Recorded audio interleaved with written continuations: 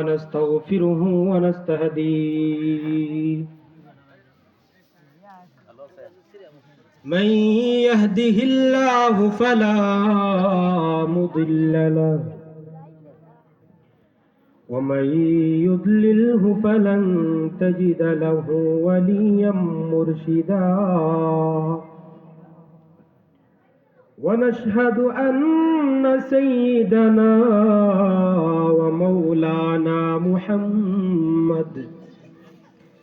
ومولانا محمدا عبده ورسوله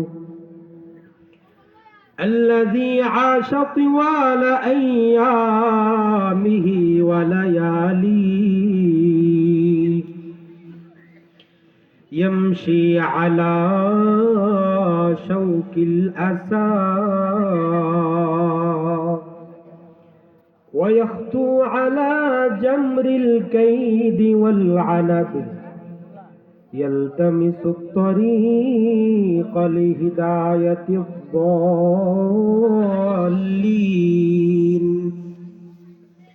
وإرشاد الحائرين.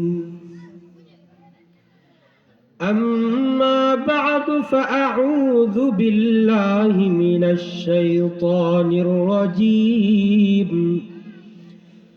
بسم الله الرحمن الرحيم. ما يلفظ من قول إلا لديه رقيب عتيد. وقال رسول الله صلى الله عليه وسلم من يضمن لي ما بين لحييه وما بين فخذيه أضمن له بالجنة أو كما قال عليه الصلاة والسلام. আমরা মোহাব্বতের সাথে একবার দরুদ ইব্রাহিমি পাঠ করি। আল্লাহুম্মা সাল্লি আলা মুহাম্মাদিন ওয়া আলা আলি মুহাম্মাদ কামা সাল্লাইতা আলা ইব্রাহিম ওয়া আলা আলি ইব্রাহিম ইন্নাকা হামিদুম মাজিদ.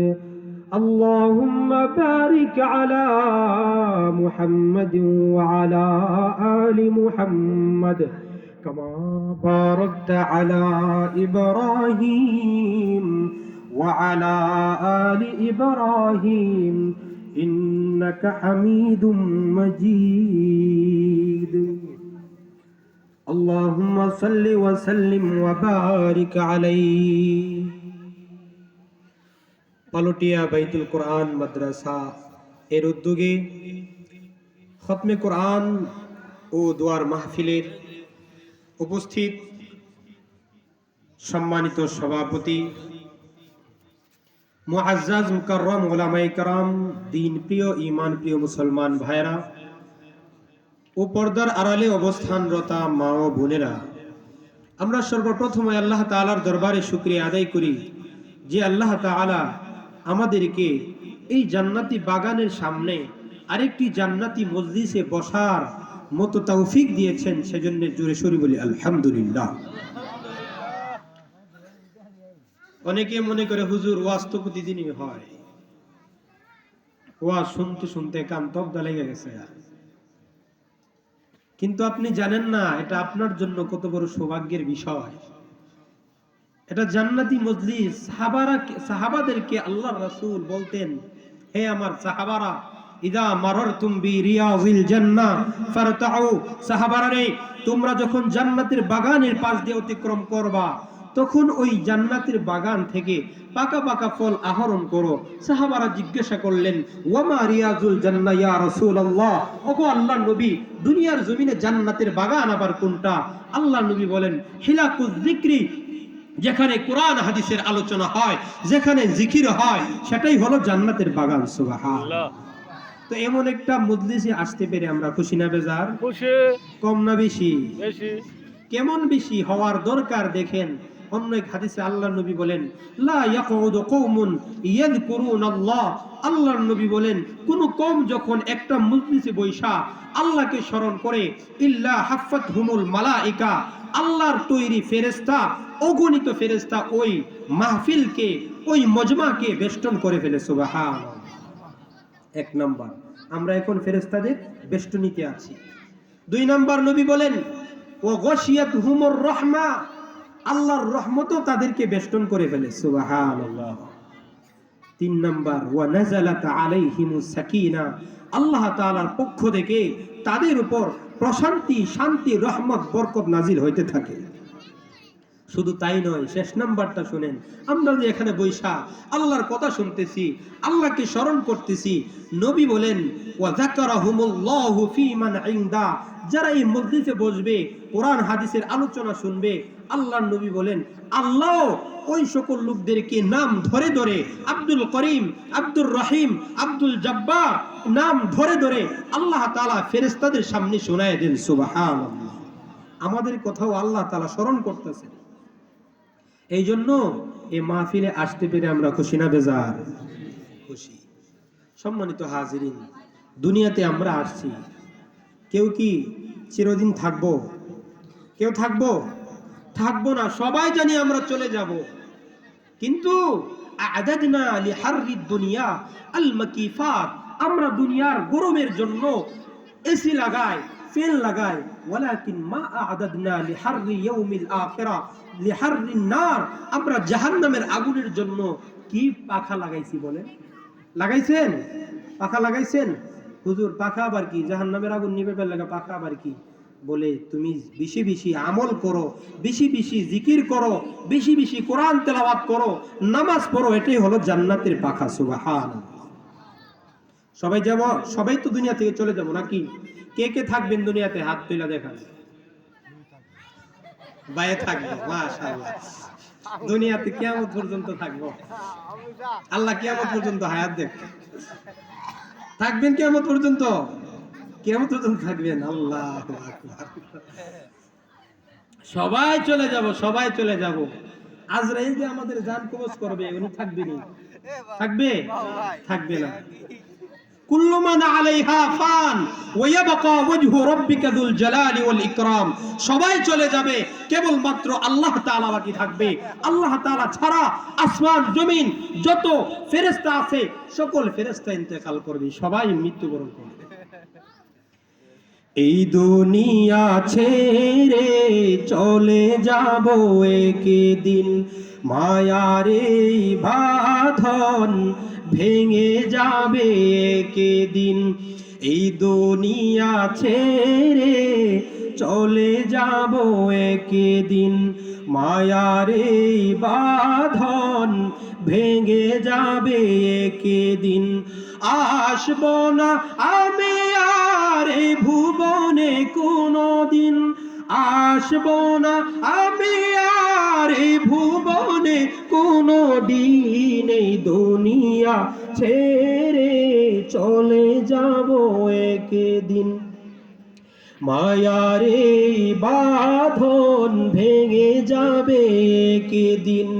এই যে বাড়ি গাড়ি ক্ষমতা সবই পরে রবে সবই, চলে যাব আমি দুনিয়ার মায়া সব ফেলে যাব একদিন। এই দুনিয়া ছেড়ে চলে যাব একদিন, মায়ার এই বাঁধন ভেঙে যাবে একদিন। মায়ের বাঁধন থাকবে? থাকবে না, সবাই চলে যাব। হুজুর চলে যেহেতু যাব, কিভাবে যেতে? আল্লাহ তাআলা বলছেন, আল্লাহ বলেন ওয়ালা তামুতুন্না, মুইরো না, মুইরো না। তাহলে কেমনে মরবো? আল্লাহ কই ইল্লা ওয়া আনতুম মুসলিমুন, মুমিন না হয়ে কিন্তু মৃত্যুবরণ করবা না, মুমিন না হয়ে মৃত্যুবরণ করবা না। এখন আপনার প্রশ্ন, হুজুর আমরা সবাই তো মুসলমান, আমরা সবাই তো মুমিন, তাহলে সমস্যা কি? আমরা তো মুমিন হই, মরলে তো কোনো সমস্যা নাই। বলে যে না, অন্য এক আয়াতে আল্লাহ বলেন ইয়াউমা লা ইয়ানফাউ মালু ওয়ালা বানুন ইল্লা মান আতাল্লাহা বিকলবিন সালিম। তুমি মুমিন হইছো ঠিক আছে, কিন্তু পাক্কা মুমিন হতে পারো নাই। তোমার মাল, তোমার ধন সম্পদ, তোমার যত সন্তানাদি আছে আখিরাতে কোনো কাজে আসবে না। ইল্লা মান আতাল্লাহা বিকলবিন সালিম, তবে যে ব্যক্তি পরিশুদ্ধ অন্তর নিয়ে আমি আল্লাহর কাছে আসবে সেই মুক্তি পাবে। মুক্তি পাওয়ার পথ কলব পরিষ্কার করা। এখন কলব পরিষ্কার করব কিভাবে? কলব তো আমরা খারাপ করে ফেলছি। কলব খারাপ হয় কেমনে? বলে জবানকে অপব্যবহার করলে। বলেন কি করলে? জবান অপব্যবহার করলে। যে ব্যক্তি জবান হেফাজত করবে না, তার কলব ঠিক থাকবে না। কলব ঠিক থাকবে না, ঈমান ঠিক থাকবে না। আল্লাহর নবী হাদিসের মধ্যে বলেন লা ইস্তাকিমু ঈমানু আবদিন হাত্তা ইস্তাকিমা কলবু ওয়ালা ইস্তাকিমু কলবুহু হাত্তা ইস্তাকিমা লিসানু। নবী বলেন কোন ব্যক্তির ঈমান ততক্ষণ পর্যন্ত ঠিক থাকবে না যতক্ষণ পর্যন্ত কলব ঠিক না থাকে, আর কলব ততক্ষণ পর্যন্ত ঠিক থাকবে না যতক্ষণ পর্যন্ত যতক্ষণ পর্যন্ত জবান ঠিক না থাকে। তাহলে বোঝা গেল জবান যার ঠিক, কলব তার ঠিক, আর কলব যার ঠিক, ঈমান তার ঠিক। বলেন ঠিক কিনা? বলেন বলেন আমার সাথে বলেন, জবান যার ঠিক, কলব কি ঠিক? কলব যার ঠিক হয়ে যায়, ঈমান ঠিক হয়ে যায়। এই জন্য মুক্তির পথ জবান নিয়ন্ত্রণ করা। বলেন কি করা? জবান নিয়ন্ত্রণ করা। আপনি যদি মুক্তি পাইতে চান, জবানে হেফাজত করতে দিব। এই জবান দিয়ে বিড়ি টানতেছেন, মিথ্যা কথা বলতেছেন, এই জবান দিয়ে অন্যায়ভাবে অপবাদ দিতেছেন, মানুষকে অপবাদ দিতেছেন, এই জবান দিয়া হারাম খাইতেছেন। জবান যদি নিয়ন্ত্রণ করতে পারেন, মুক্তি পাওয়া যাইবেন। আল্লাহর নবীর সাহাবী উকবা বিন আমির রাদিয়াল্লাহু তাআলা আন, উনি আল্লাহর নবীর কাছে যায় বলে, ওগো আল্লাহর নবী, মান নাজাহ, ওগো আল্লাহর নবী, মুক্তি কোন পথে? আল্লাহর নবী তখন বলেন, হে উকবা, তিনটা কর্মসূচি যদি পালন করতে পারো মুক্তি পাইবা। এক নাম্বার, আমলিকা আলাইকা লিসানাক, তুমি তোমার জবানকে নিয়ন্ত্রণ করো, জবানকে হেফাজত করো। জবান যদি তুমি নিয়ন্ত্রণ করতে পারো, মুক্তি পাওয়া যাইবা। জবান যে ব্যক্তি হেফাজত করবে, তার দুনিয়ার মধ্যেও মুক্তি মিলবে, আখিরাতেও মুক্তি মিলবে। দুনিয়ায় যেরকম আপনি ঝগড়া জাটি করলে জবান অপব্যবহার করেন, যার কারণে আপনার উপরে পিটা পড়ে। বলেন তো দেখি, ঝগড়া করলে প্রথমে কি করতে হয়? গালি দিতে হয়। গালি দেয় না? একজন মানুষ কি এমনিতেই আপনারে গালি ফিটা দিবে, মাইর দিবে? দিবে না। তো কখন দিবে? যখন আপনি মুখটা একটু উল্টা পাল্টা করবেন। কিরে, তুই আমারে গালি মারছস, তুই আমার চিনস, আমার সাথে কথা কর, তুই আমার দিককে কথা কস না, আমারে গালি মারছস। তারপরে যদি নেতা হয়, ওইখানেই দুলাই ছোড়া। আর যদি গোষ্ঠী কাজে লাগে, গোষ্ঠী নিয়ে আয়া তারপরে দুই দিনে কি লাগে? বাইরা বাড়ি লাগে। তাহলে জবান নিয়ন্ত্রণ নাই, এই কারণে দুনিয়াতেও ঝগড়া। দেখেন না, কিছুদিন আগে আমাদের সরকার যে পালাইছে, কোন কারণে? এই যুবক ভাইয়েরা, কোন কারণে পালাইছে? যে ছাত্ররা আছে, তোমাদেরকে বলছিল যে রাজাকারকে কি কোটা দিব, একটা কথা বলার কারণে ছাত্রদের মধ্যে, এমনকি পুরা বাংলাদেশের মধ্যে গণজোয়ার সৃষ্টি হয়েছে, যার কারণে এই আমাদের সরকার দেশ ছাড়তে বাধ্য হয়েছে। বলেন ঠিক কিনা? তো জবান নিয়ন্ত্রণ করে নাই, এই জন্য দেশ ছাড়ছে। এখন যদি জবান নিয়ন্ত্রণ আপনিও না করেন, আপনি যদিও দেশ না ছাড়েন, কিন্তু সমাজের মধ্যে আপনাকে দেখতে পারবে না, তেমনি ভাবে আখিরাতেও আপনার মতো অসহায় আর কেউ হবে না। আপনার মতো অসহায় কেউ হবে না। আল্লাহ নবী সাহাবাদেরকে বলছেন, হে আমার সাহাবারা, তোমরা জানো আতাদুরুনা মাল মুফলিস, হে সাহাবারা, তোমরা জানো নি মাল মুফলিস অসহায় কে? সাহাবারা আমাদের মতো সাধারণ একটা জবাব দিয়েছেন।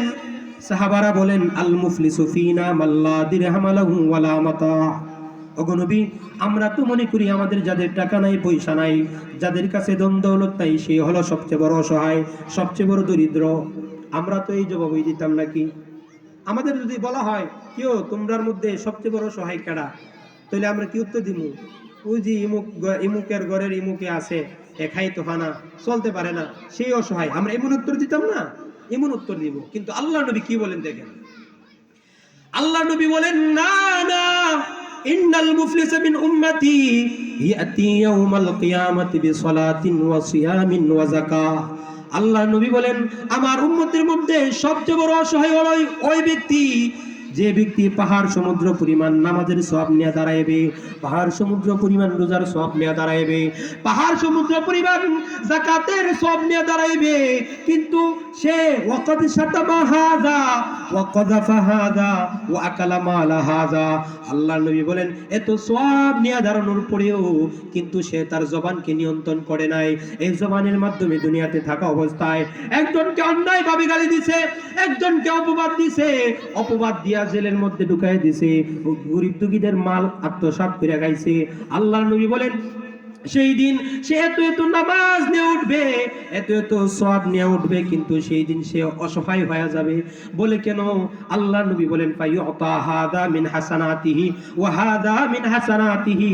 ওই যে নেককার বান্দা যাদেরকে গালি দিছিল তারা আল্লাহর সামনে দাঁড়ায় যাইবে, তারা বলবে ওগো আল্লাহ, ও আল্লাহ, আপনার এই বান্দার ক্ষমতা ছিল, সে ক্ষমতা দেখায় আমার মাল আত্মসাৎ করে খাইছে, আমাকে গালি দিছে, আমাকে অপবাদ দিছে।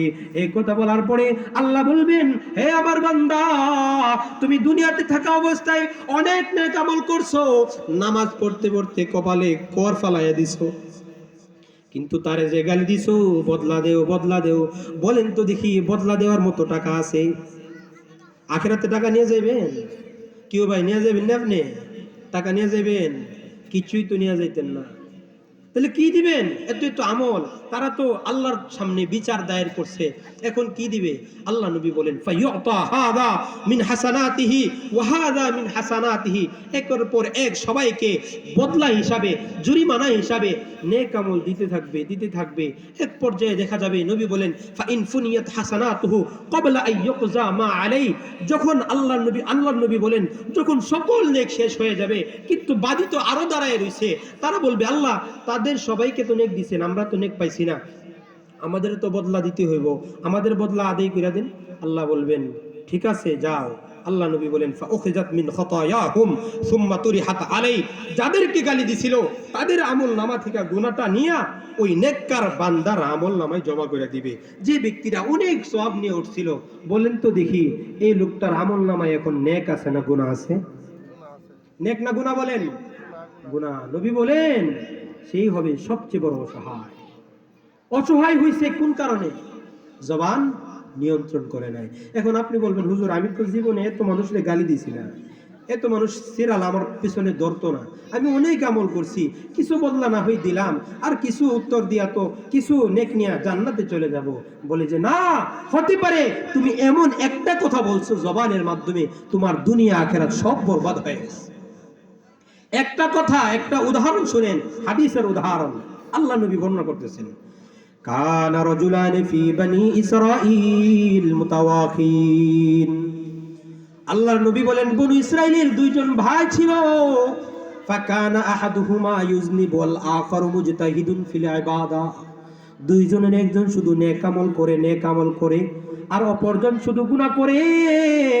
এক পর্যায়ে দেখা যাইতেছে গুনাহগার ভাই শুধু গুনাহ করতেছে, নেককার ভাই গুনাহগার ভাইকে ডাক দিয়া কয় আকসির ভাইরে গুনাহটা একটু কমায়া লাও, অনেক গুনাহ করছো আর গুনাহ কইরো না। কিন্তু ওই বদকার ভাই গুনাহগার ভাই ডাক দিয়া কয় খল্লিনি ওয়া রাব্বি আবু ইস্তা আলাইয়া রাকিবা। হে আমার ভাই যা যা, তুই তোর প্রতি যা, তুই আমল কর, নেক আমল কর, যা মন চা তাই কর, আমি আমার কাজ করব, আমার পথে আমারে তুই ছেড়ে দে, আমি গুনাহ করতেছি, গুনাহ করতে থাকবো, আল্লাহ যদি মাফ করে মাফ করবো নে।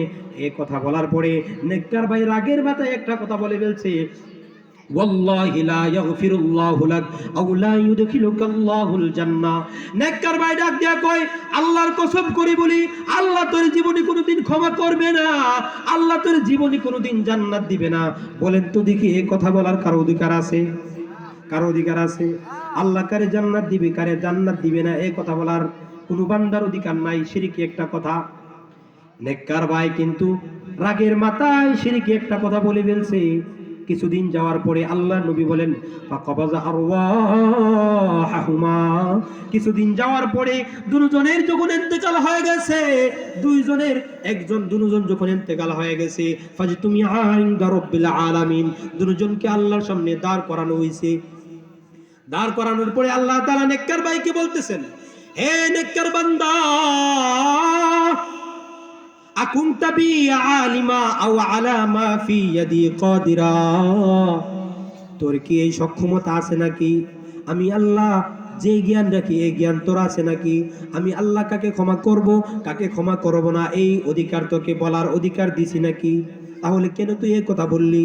এই কথা বলার পরে ওই দিক দিয়ে আল্লাহ তাআলা গুনাহগার ভাইকে ডাক দিয়া বলেন, উদখুল ইলাল জান্নাতি বিরহমাতি, হে গুনাহগার বান্দা, যা, আমি আল্লাহ আমার রহমতের মাধ্যমে তোকে ক্ষমা করে দিয়ে আমি আল্লাহ তোর জন্য জান্নাত লিখে দিলাম। আর গুনাহগার ভাইকে, নেককার ভাইকে ডাক দিয়া কয়, ইযহাব ইলান নার, যা তুই জাহান্নামে চলে যা, তুই জাহান্নামে চলে যা।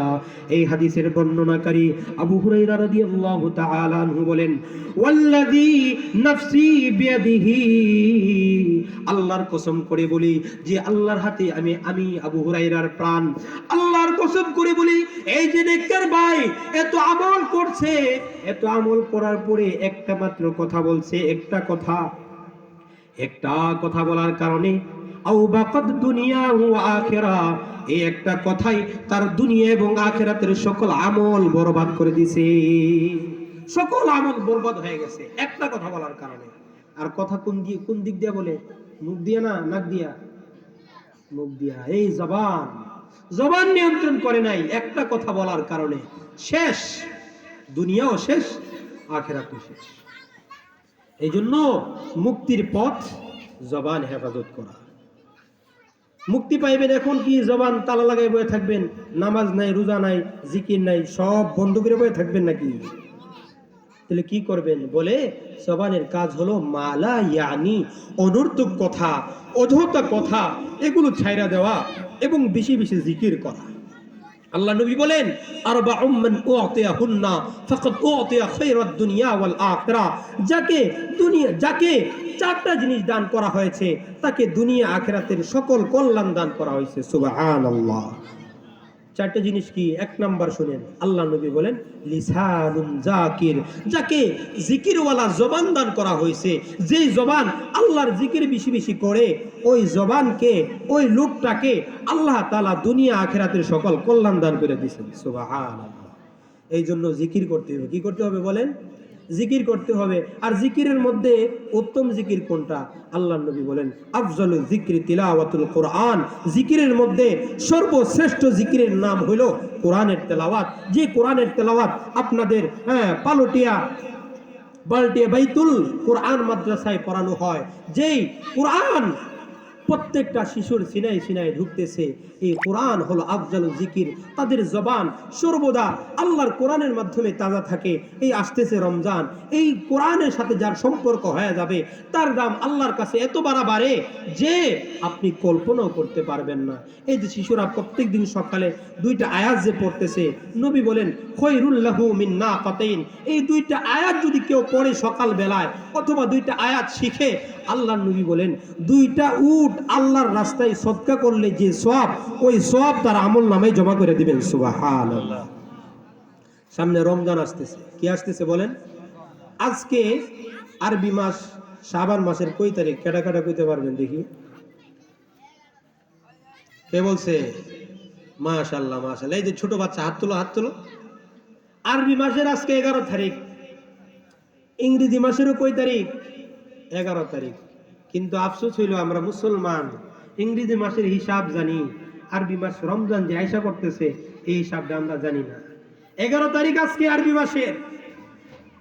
শাবান মাস যখন ঢুকতো, এই শাবান মাস চলতেছে, আল্লাহ আম্মা জান আয়েশা সিদ্দিকা রাদিয়াল্লাহু তাআলা আনহা বলেন, কানা রাসূলুল্লাহ সাল্লাল্লাহু আলাইহি ওয়াসাল্লাম ইয়াতাহাফফাজু মিন হিলাল শাবান মা লা ইয়াতাহাফফাজু মিন গায়রিহি। আল্লাহ নবী শাবান মাসের যে পরিমাণ হিসাব করতেন, শাবান মাসের চাঁদের ওই পরিমাণ হিসাব অন্য কোনো মাসে করতেন না। বলে হুজুর কেন? আল্লাহ নবী প্রতিদিন এই দোয়া পড়তেন, আল্লাহুম্মা বারিক লানা ফি রজব ওয়া শাবান ওয়া বাল্লিগনা রমাদান। আল্লাহ নবী রমজান পাওয়ার আশায় প্রতিদিন গণনা করতেন এই রমজানের শাবান মাসের একদিন চলে গেছে আর 28 দিন আছে, আল্লাহকে বলতেন ওগো আল্লাহ একদিন তো চলে গেছে, আর মাত্র 29 দিন আছে, আর মাত্র 28 দিন আছে, আর মাত্র 27 দিন আছে। এরকম ভাবে আল্লাহর নবী গণনা করতেন আর আল্লাহকে বলতেন ওগো আল্লাহ আর তো মাত্র 7টা দিন বাকি আছে, 8টা দিন বাকি আছে, 10টা দিন বাকি আছে, আল্লাহ দয়া করে আমারে রমজানে পৌঁছায় দেন। সুবহানাল্লাহ। তো এই মাসটা যে চলতেছে শাবান মাস, এই মাসে আল্লাহ নবী রমজানের প্রস্তুতি নিতেন। কি নিতেন বলেন? কেউ যদি নির্দিষ্ট কোনো দিনে পারফর্ম করতে চায় অবশ্যই তাকে নির্দিষ্ট দিন আসার পূর্বে রিহার্সাল করতে হবে। রিহার্সাল করতে হবে না? আপনি যদি শহর থেকে একটা লোক আইনা ক্ষেত লাগানিতে লাগাই দেন, যে লোকটা জীবনও ক্ষেত লাগাইছে না, তাহলে মনে করেন এই যে গুছি যে দিব, গুছির কোমর কি আস্থা রাখবো? কোমর ঠিক থাকবো? বলেন কোমর ঠিক থাকবো? গুছি চিনেন না? গুছি জ্বালা এই যে লাগাইবো, এই যে নিচের জটটা ভাঙ্গা ঢুকাই দিব। ক্ষেত লাগানি জানে না, এই কারণে ক্ষেত লাগানি লাগাইতে গেলে আগে ক্ষেত লাগানি শিখতে হইতো না? শিখতে হবে। তেমনি ভাবে আপনি রমজান মাসে বলতেছেন যে রমজানে ইবাদত কইরা উড়াইলাম, কোরআন শরীফ পড়তে প্রতিদিন 10 পারা পড়ুন, 20 পারা পড়ুন, এরকম বলতে পারবেন। কিন্তু আপনি যদি এই শাবান মাস থেকে অভ্যাস না করেন তাহলে নির্দিষ্ট দিন রমজান মাসে আপনি এই কাজগুলো করতে পারবেন না এত সহজে। এই জন্য আল্লাহ নবী রমজানের জন্য প্রস্তুতি নিতেন। আর আমরা প্রস্তুতি নিই দুনিয়া।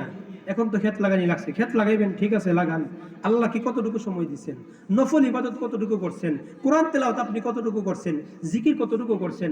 আল্লাহ নবী তো হায়াত ভিক্ষা চাইতেন রমজানের জন্য। রমজান আল্লাহ রমজানটা আসতেছে, আমার আর 10টা দিন হায়াত দাও, 10টা দিন চলে গেলেই তো আমি রমজানটা পাওয়া যাইতেছি। আর আমরা হায়াত ভিক্ষা চাই কেমনে জানেন?